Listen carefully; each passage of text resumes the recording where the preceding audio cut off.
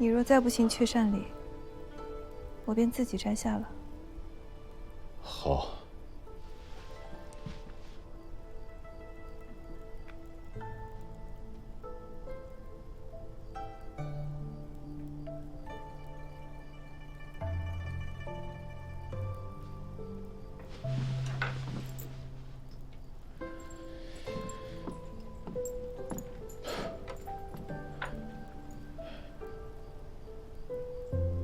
你呆站着作甚，还不过来帮帮我？好。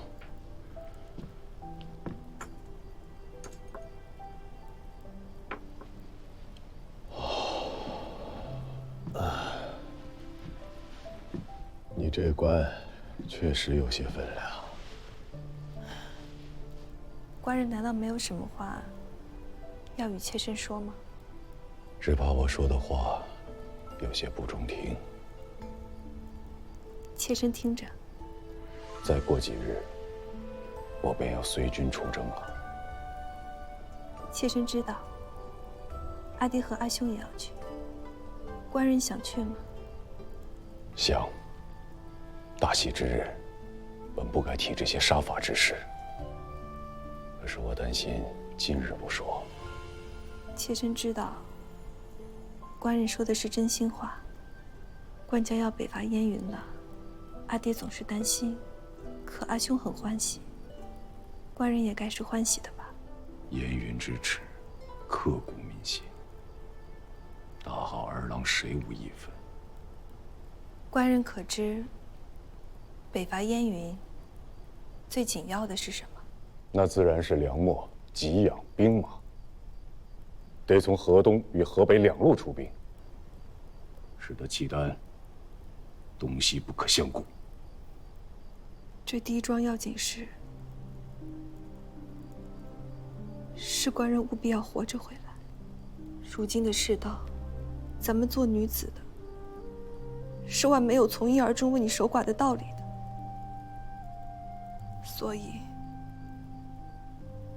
以你若不肯我过了门便抬着嫁妆改嫁，自家头顶上绿油油的，便最好活着回来见我。这第二桩要紧事，是阿娘说的。岳母大人有何吩咐？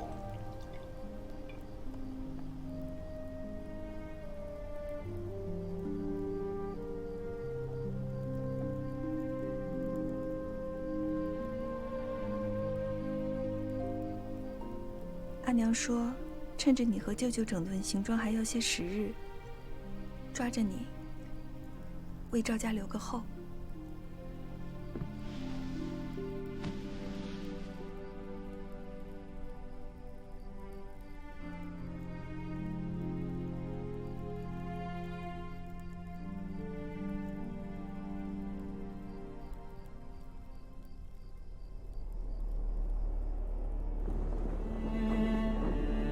公元942年，石重贵即位后，拒绝向契丹称臣，引发了与契丹之间的3场大战。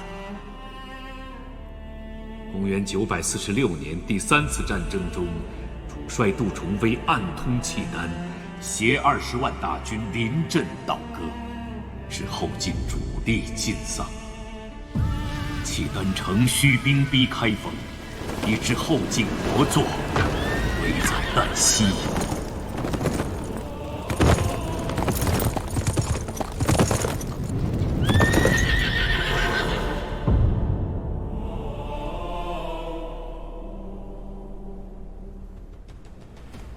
大乱将起，南唐西属南汉、南楚，各国皆有使节的京师打探消息，勾连重臣，临时待变。若朝廷大军不能御敌于河北，北朝铁骑纵横大河左右，诚恐五胡16国之祸再现于今日。谁求赵劝？臣在。边郡军情可有异动？南唐诸军未动，南汉、南楚诸军皆有北调之迹象。户部库藏如何？去年到今年，连续2个丰年，库藏充盈，用兵备载，皆可无虑。袁相公，冬岁将至，又该遣使和天子争大了吧？正是。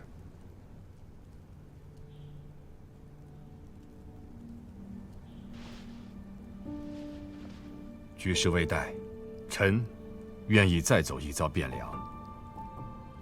如此便以尚书右仆射镇东军节度副使，内外马步军都统军师，天下兵马都元帅府判官，水丘昭劝，美鹤征旦时，出使京师。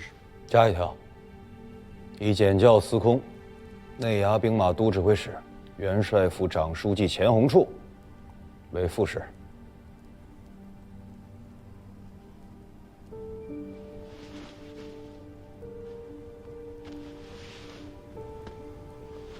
大王，如此危局，汴梁朝廷那里怕不是在搏命？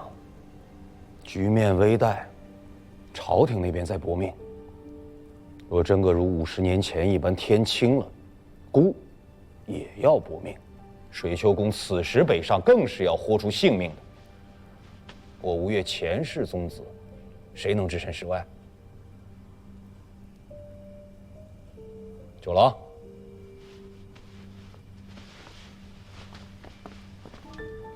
孤明白与你说，此一去福祸难料，是要豁出性命的。敢去吗？启禀大王，这如许大的祸事，臣弟胆子小，不敢去。但久闻京师繁华盛景，所食所用，皆极尽奢华富贵，吴越偏鄙之地，不能及也。臣弟项目垂涎久矣，愿随水丘公前往京师一游，以慰平生。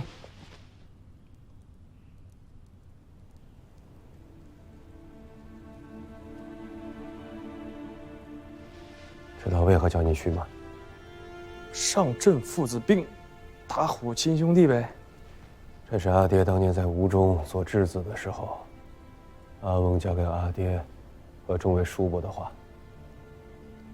阿翁一共有38个儿子，国难当头，能挺身而出为他分忧的，却只有咱家阿爹一个。老人家当年说出这10个字来，可不是在夸赞阿爹，那是骂人呐。六哥，这我可从未知道，我哪敢骂各位哥哥呀？装糊涂！哎，其实我懂。六哥为一国之君，自然是去不得。七哥如今参知相府，是六哥的左膀右臂，那自然也去不得。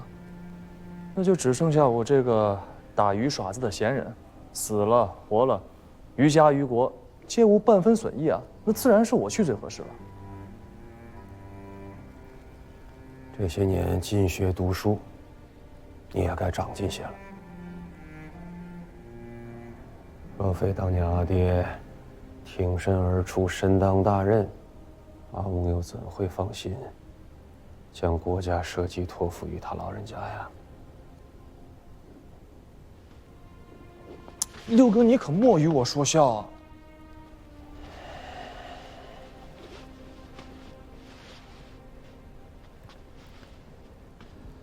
此去京师，万事莫要自作主张。水丘昭全乃是气力重臣，又是内外有名的君子，一切事体听他安排便是。六哥放心，我虽荒唐惯了，国事上头确实不敢胡做的。京师凶险，在杭州你是宗室子弟，在汴梁却没人让着你。凡事以全身为上，莫太任性。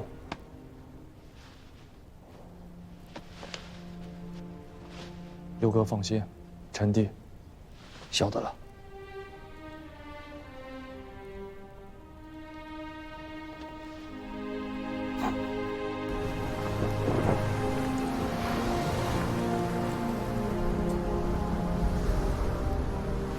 北方战况不明，从莱州登陆之后，怕是后面的路便不好走了。郎君可是要受些委屈喽。师君、郎君，前面似乎有些不妥。啊！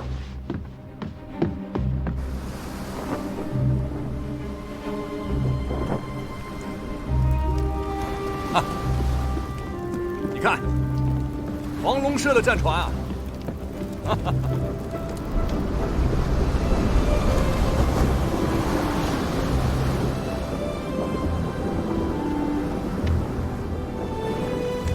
是我阿兄，阿兄，阿兄，三哥！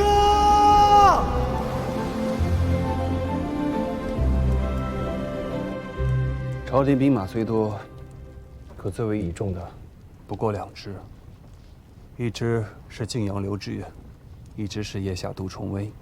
杜重威降了，刘知远独木难支，自保尚有余，进取则不足。眼下最麻烦的还是朝局，京上不比先帝呀。高祖皇帝虽说有儿皇帝之基，但毕竟也是当世一代豪雄啊，统兵用事，御将用人，威望隆重啊。陈良，坐这一块吃吧。不要。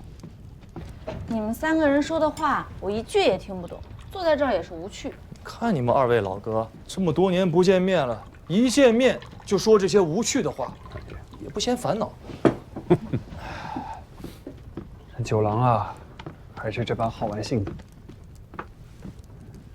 这如今也入了朝堂了，这些个军国之事，怕是由不得你不关心了。我家先祖遗训叫做势大。契丹铁骑再奢折强横，他总不能一口气骑着马冲过长江来吧？中原之地，便是搅成了一锅烂糊粥，换上他20-30个朝廷，70-80位天子，又何损于我吴越半分？郎君这是在吴越太平之地待久了，未曾见过天崩地裂之危啊！汴梁城中，谁做天子，皆是一般的称臣奉表纳贡。那天崩地裂，又与我等何干？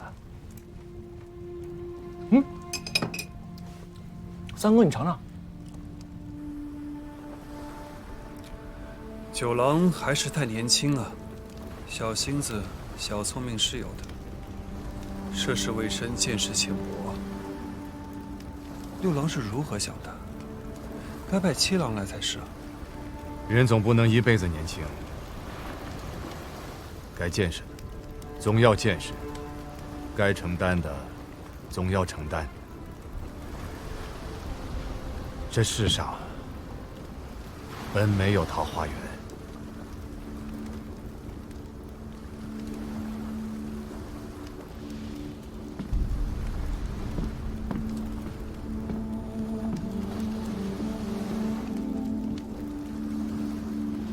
你看。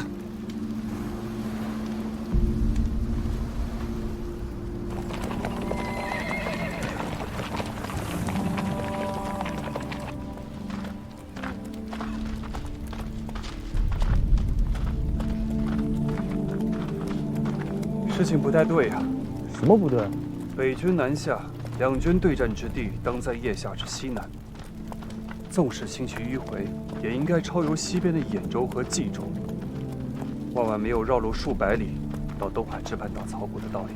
三哥的意思是，此处并非两军交战之前线。契丹铁骑便是生了3头6臂，又如何放着京师不去？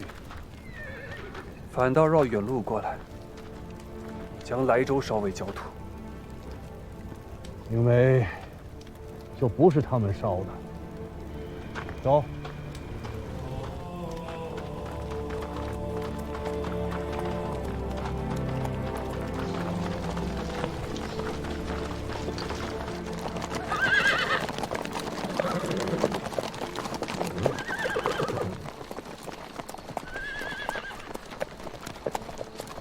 骑马要用腿上的力道，加紧马腹。你抓着鞍环不管用。你闭嘴！你还是莫要骑了，上我的马，我带着你走。说了让你闭嘴！吁！摔伤了吗？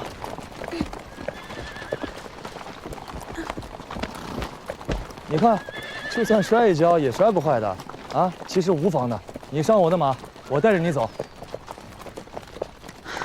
我不要。哎呀，莫赌气了，你上我的马，我带着你走。我自己会走。你自己会走，汴梁还有那么远。走吧，我带你。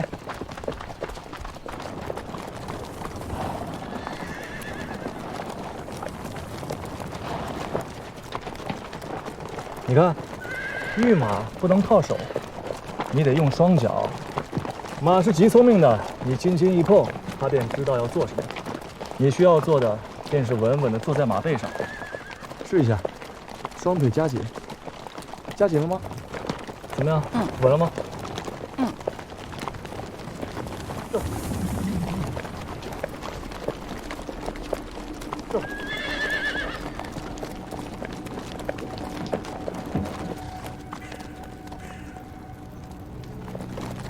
这些都是人骨。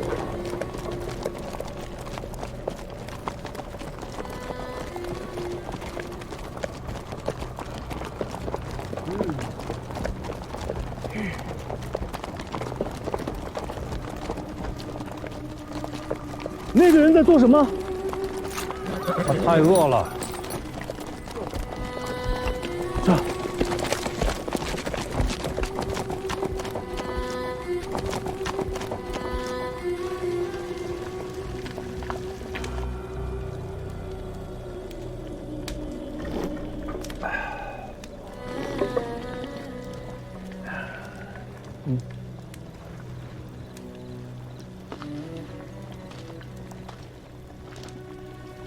梁军，还是用一些的好。眼见入了冬，北方月色热冷，肚子里边没了热乎劲儿，身子遭不住啊。